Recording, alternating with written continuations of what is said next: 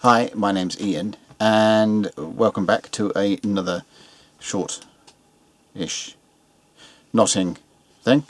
For those of you that are into gamings and are going, why are you doing all these knotting stuff? Why aren't you doing more game stuff? Then consider this a gaming thing for extending your character's use of rope mastery or rope expertise or knot skills, whatever they happen to be in the game of your preference.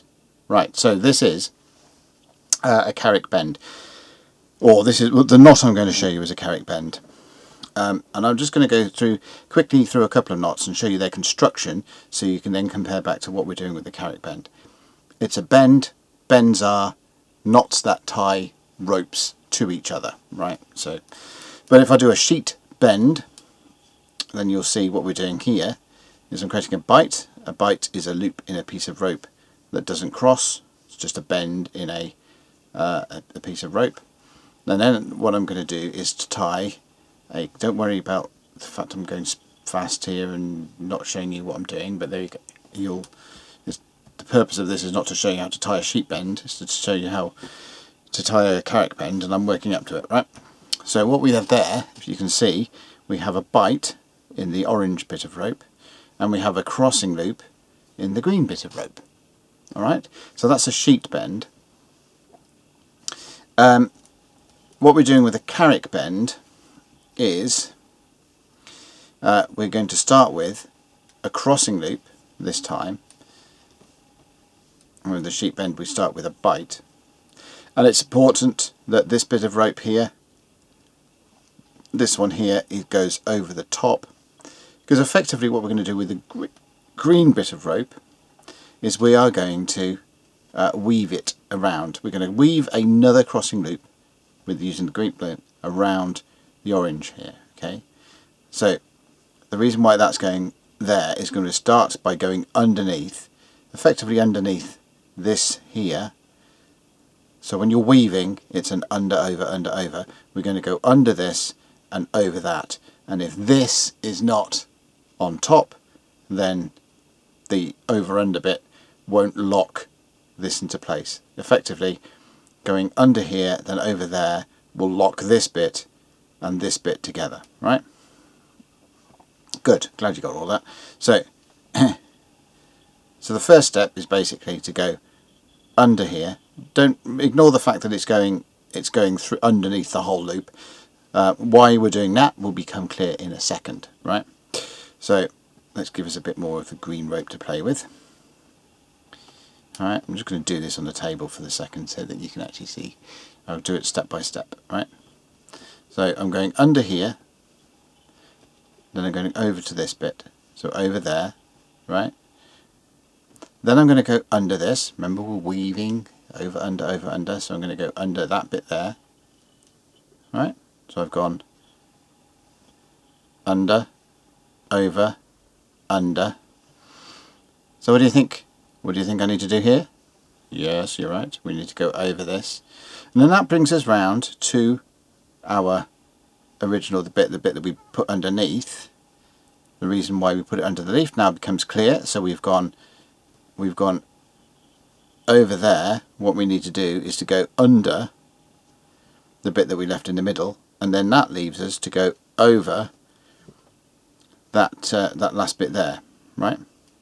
I'm just going to tidy it up a little bit and you can see what we've done a little bit better. Okay, so this is our Carrick Bend with two bits of manky rope that have probably seen better days. But you can see what we've done. So let me get a pen and I'll show you. Okay, so we started off with our orange crossing loop here, making sure that this part here is over the top of this, so and then over there. So that's our first crossing loop, right?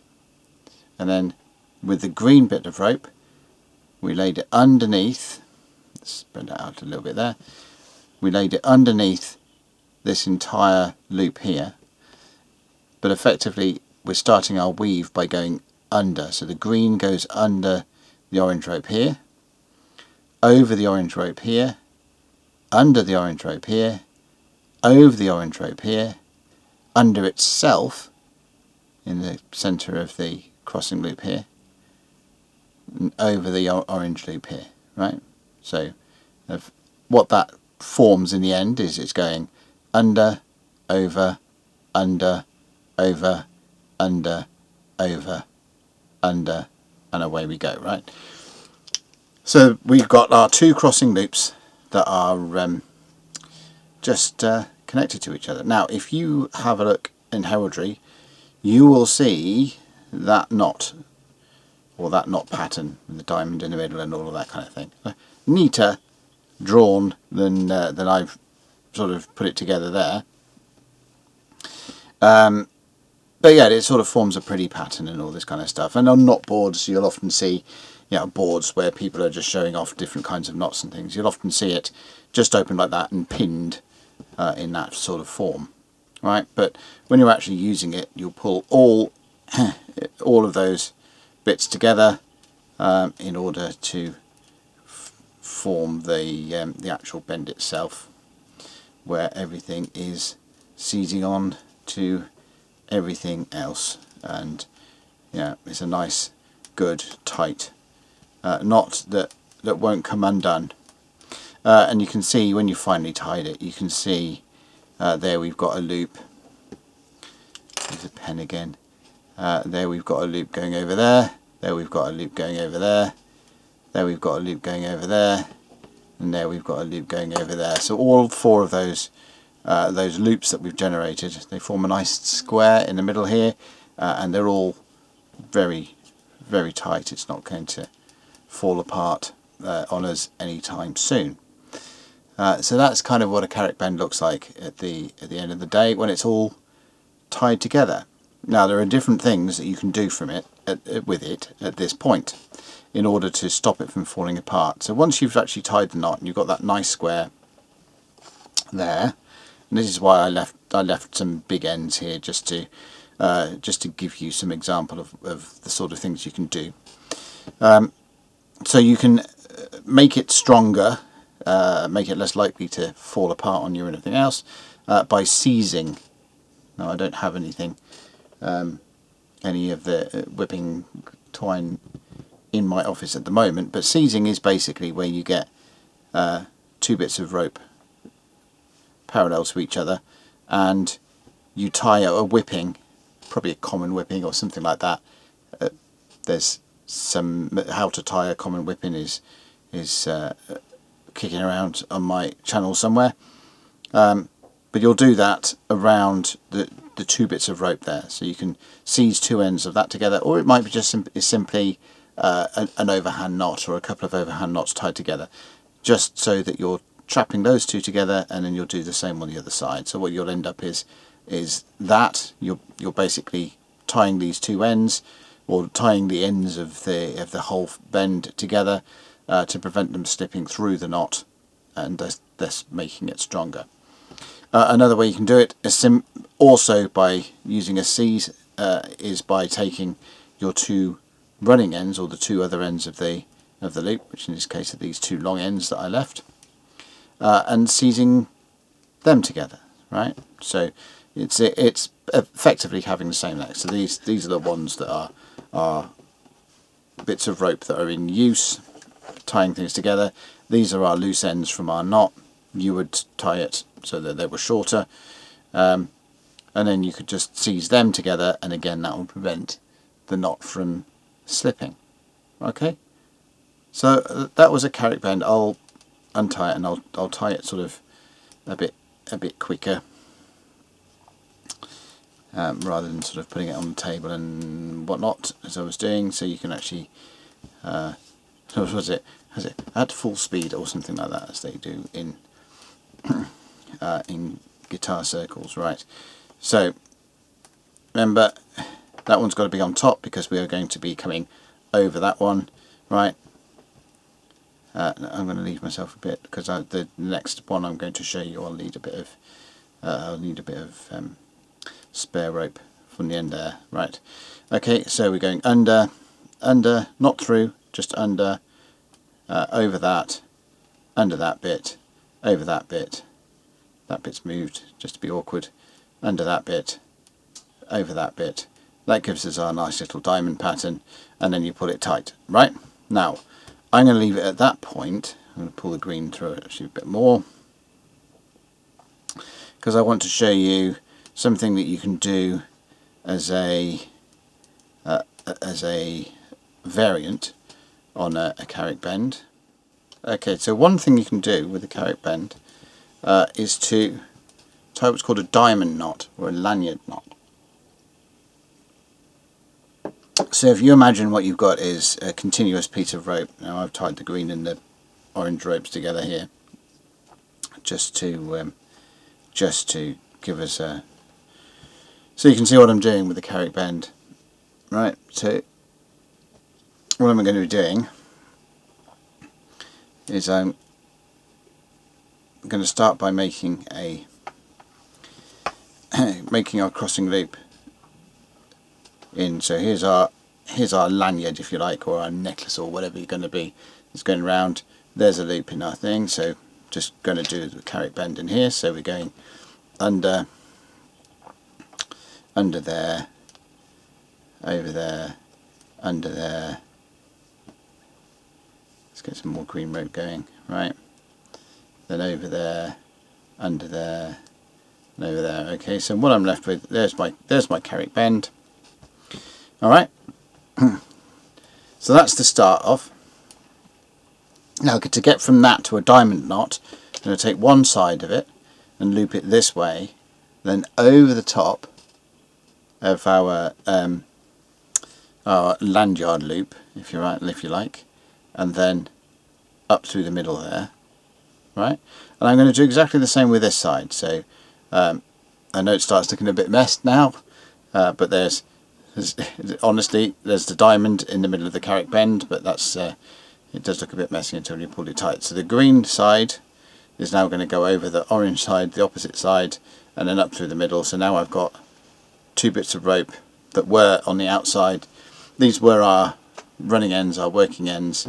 Our Carrick Bend now looks like a complete mess in the middle, and here is the bite that forms the sort of necklace of our lanyard and all of that good and stuff. Right, now I'm going to pull all of that tight, and this knot sometimes takes a bit of dressing because you've got all sorts of loops going on, and to make it neat, all of those need to be tightened up into the same sort of level of tightness.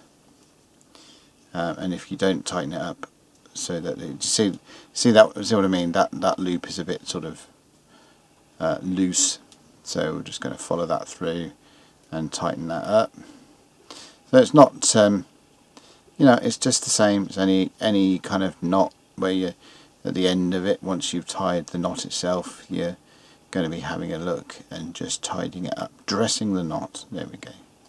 And that's what I'm doing here. It's just dressing the knot to make it a bit neater than it would have otherwise been. Right, so what I've got there now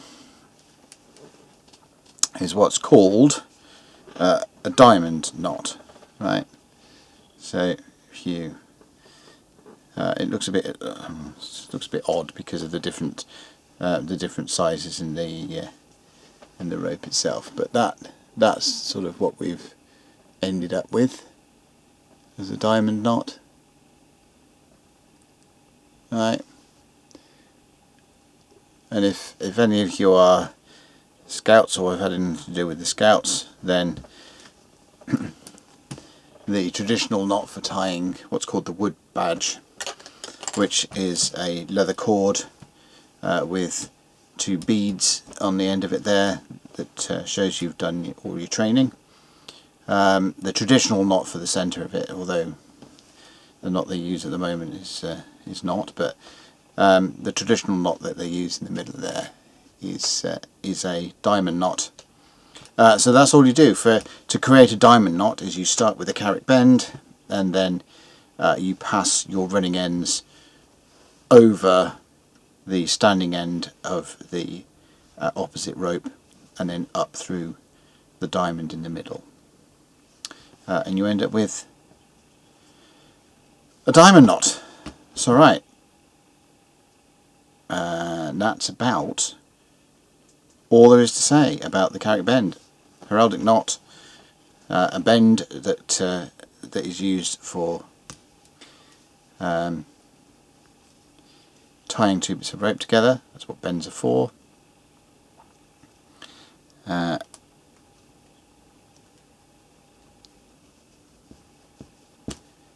diamond knot is a bit of a Gordian thing to figure out when you're untying it, but it's just following, because there's a half a dozen different loops in the rope, but once you've got one of the ones done, then the rest just falls apart. Yeah, that's it. So remember, you need the one that's closest to you, or the direction that's closest to you, needs to go over the top, because you are going to be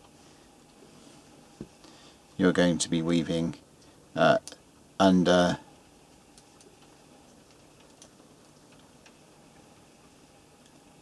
over under over under over to form your Carrick Bend with its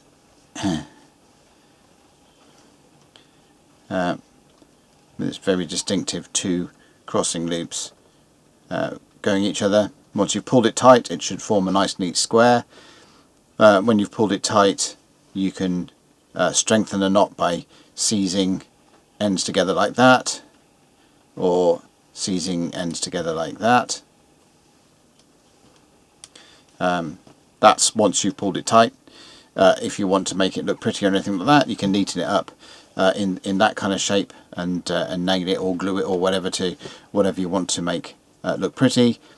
And then or whatever, it's the start of a diamond knot. And to create a diamond knot from a Carrick Bend, you just get that far with your Carrick Bend, and then we're going to go around and over the standing. So this is the running end of the green rope, this is the running end of the orange rope, this is the standing end of the green rope, this is the standing end of the orange rope. You take the orange rope, go over the standing end of the green rope, and then you've got the diamond shape in the middle, and go underneath the knot and up through the diamond shape of that.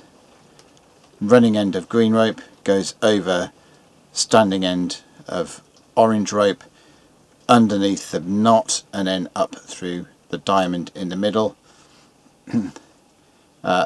Pull and dress all of that so it's neat, and you end up with something hopefully that resembles a diamond knot, albeit needing some prettying up at the end of the day.